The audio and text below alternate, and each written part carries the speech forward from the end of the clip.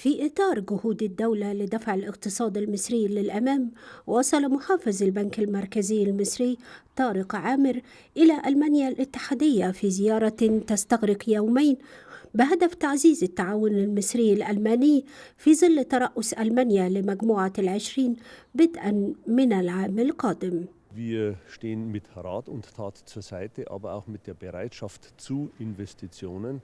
Dazu wollen wir nachhaltige Finanzierungsvereinbarungen treffen und auch mit den Möglichkeiten der Hermesdeckung ausländische Investitionen von deutscher Seite in Ägypten absichern, damit Investitionsbereitschaft fördern, aber natürlich auch deutsche Exporte nach Ägypten finanzieren. فيما التقى مع رئيس لجنة الاقتصاد بالبوندستاغ الألماني وفريق العمل الفيدرالي الألماني بالتعامل مع صندوق النقد الدولي الذي أكد على الدعم الألماني الكامل لمصر. Also insgesamt muss es darum gehen, dass die Menschen mehr Chancen haben. Das heißt, das passiert, wenn Arbeitsplätze entstehen, wenn Jobs entstehen, wenn dadurch auch Steuerzahler zusätzlich dazukommen. Und ich glaube, dass man dafür natürlich auch einerseits die finanziellen Spielräume braucht, auf der anderen Seite aber auch die notwendigen Strukturreformen schaffen muss. هذا وسوف يختتم محافظ البنك المركزي زيارته لألمانيا غدا بلقائه مع وزير الدولة بوزارة التعاون الاقتصادي ومع مستشار الأمن القومي الألماني.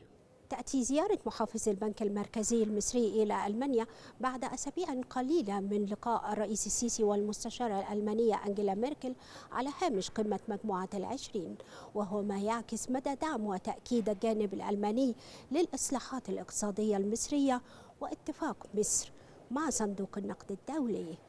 من داخل البرلمان الألماني، إيمان البكري، التلفزيون المصري، برلين. تأتي زيارة محافظ البنك المركزي المصري إلى ألمانيا بعد أسابيع قليلة من لقاء الرئيس السيسي والمستشارة الألمانية ميركل على هامش قمة مجموعة العشرين، مما يعكس مدى تأكيد ودعم الجانب الألماني للإصلاحات الاقتصادية المصرية والاتفاق مصر مع صندوق النقد الدولي. من داخل البرلمان الألماني، إيمان البكري، النيل للأخبار، برلين.